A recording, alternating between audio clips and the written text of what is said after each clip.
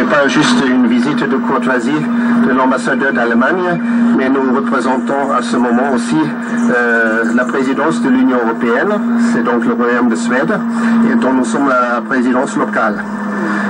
Je suis venu de demander le plus vite possible un dialogue politique, parce que ce dialogue politique sera nécessaire pour conclure, pour terminer les consultations entre l'Union européenne et Madagascar qui avaient commencé le 6 juillet de cette année à Bruxelles. Nous sommes ici à la suite d'une requête qui a été adressée au secrétaire général des Nations Unies par le président de la transition afin que les Nations Unies apportent une assistance au processus électoral à Madagascar.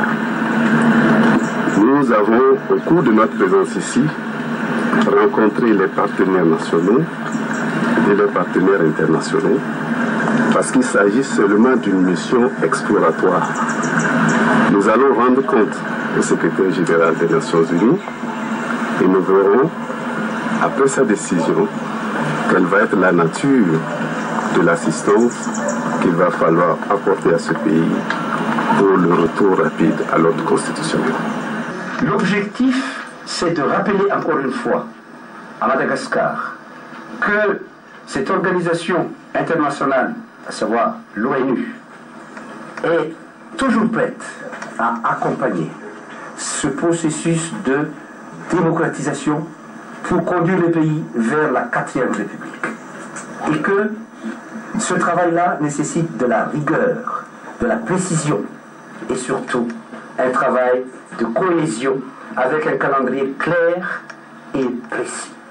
Entre autres, la mise en place de ce gouvernement de consensus qui normalement doit être effectif d'ici quelques jours.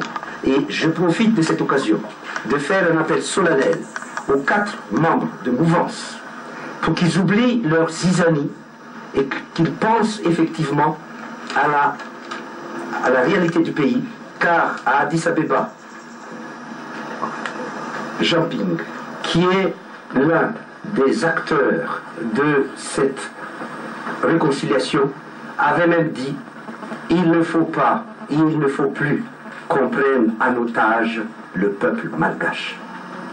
J'espère que cet appel va être entendu enfin par les responsables de ces 4 mouvances. De telle sorte que dans les semaines à venir, on puisse déjà établir un calendrier, même approximatif dans un premier temps, des élections. Parce qu'il ne faut pas traîner. Il faut effectivement arriver très vite, tout en sachant très bien que vitesse n'est pas précipitation.